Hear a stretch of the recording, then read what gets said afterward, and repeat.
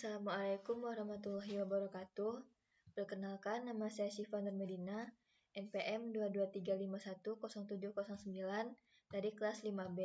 Di sini saya akan mempelajari dasar pemrograman mobile yang berada di YouTube. Yang pertama itu apa itu JavaScript? JavaScript bukan sekedar untuk merubah UI atau user interface, tapi juga bisa sebagai bahasa pemrograman untuk membuat sebuah game development, web server, aplikasi, dan bisa membuat website lebih interaktif lagi. Jadi, dengan JavaScript bisa membuat HTML menjadi lebih dinamik lagi dan interaktif terhadap user. Lalu, ada internal dan eksternal JavaScript.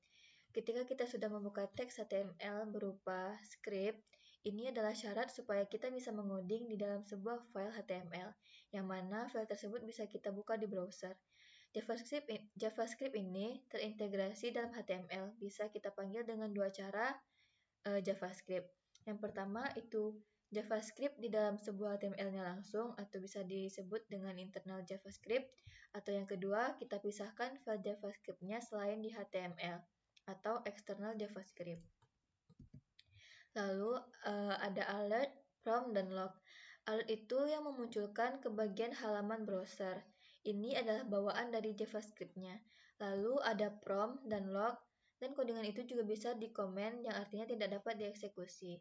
Lalu ketika kita tidak ingin menggunakan codingan tersebut, kita bisa menggunakan dua slash atau dua garis miring agar alertnya tidak berfungsi, yang artinya dua slash itu adalah sebuah blok komen supaya codingan kita tidak tereksekusi. Bedanya alert dan log, ketika kita mengoding, log ini muncul ke halaman berbeda, bukan di bagian pop-up. Lebih tepatnya sebagai troubleshooting atau debugging di dalam proses pengembangan web. Lalu prompt ini artinya akan memunculkan pop-up, tapi sekaligus juga menyuruh usernya mengisikan isi pop-up-nya itu apa. Lalu ada variabel.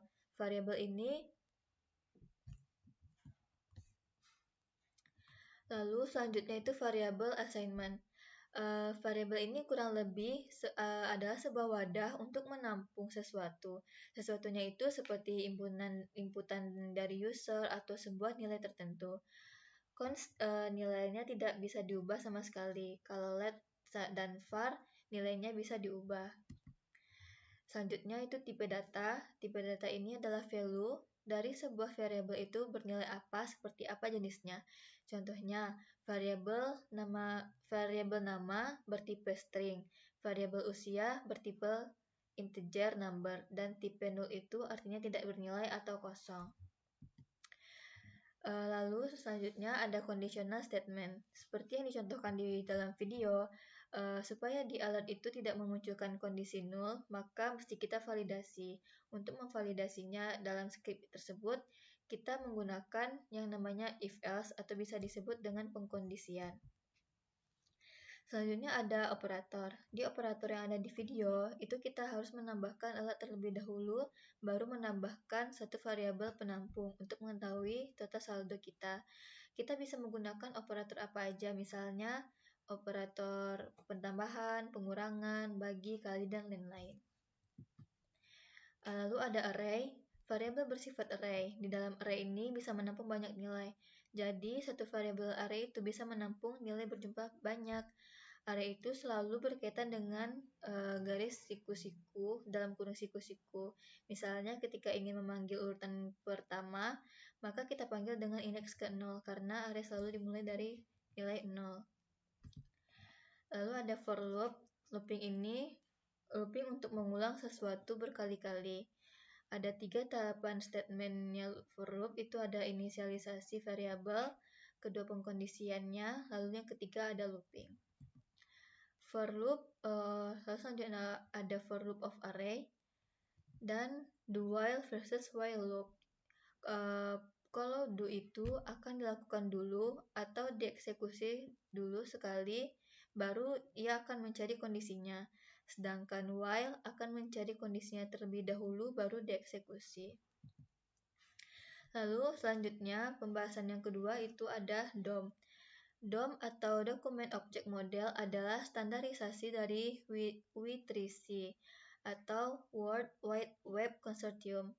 Supaya bisa mengakses atau mengupdate konten elemen di HTML termasuk struktur, stylingnya, bisa kita update juga. Poin-poin yang ada di DOM itu, yang pertama ada elemen manipulation.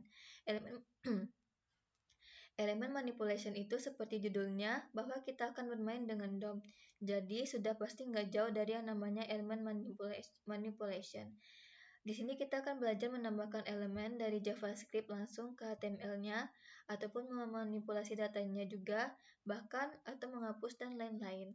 Elemen-elemen HTML ini bisa berparagraf, gambar, table, form, dan lain-lain. Lalu ada data selector. Data selector adalah suatu mekanisme atau alat yang digunakan untuk memilih, menyaring, atau mengekstrak data spesifik dari suatu kumpulan data yang lebih besar.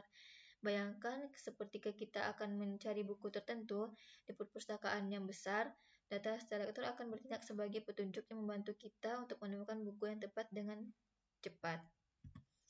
Lalu ada JavaScript styling.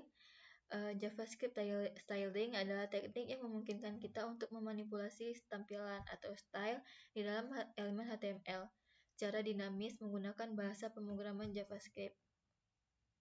Dengan kata lain, kita itu bisa mengubah warna, ukuran, posisi, dan berbagai atribut visual lainnya dari suatu HTML tersebut. Lalu yang terakhir ada event. Event di JavaScript itu adalah kejadian atau aksi yang terjadi pada suatu elemen HTML, seperti klik mouse, penekanan tombol, keyboard, perubahan nilai pada form, atau bahkan saat halaman web selesai dimuat. Event ini memungkinkan kita untuk membuat halaman web menjadi lebih interaktif dan responsif terhadap tindakan pengguna. Baiklah, sekian dari presentasi saya mengenai dasar pemrograman mobile. Apabila ada salah kata, saya minta maaf. Assalamualaikum warahmatullahi wabarakatuh.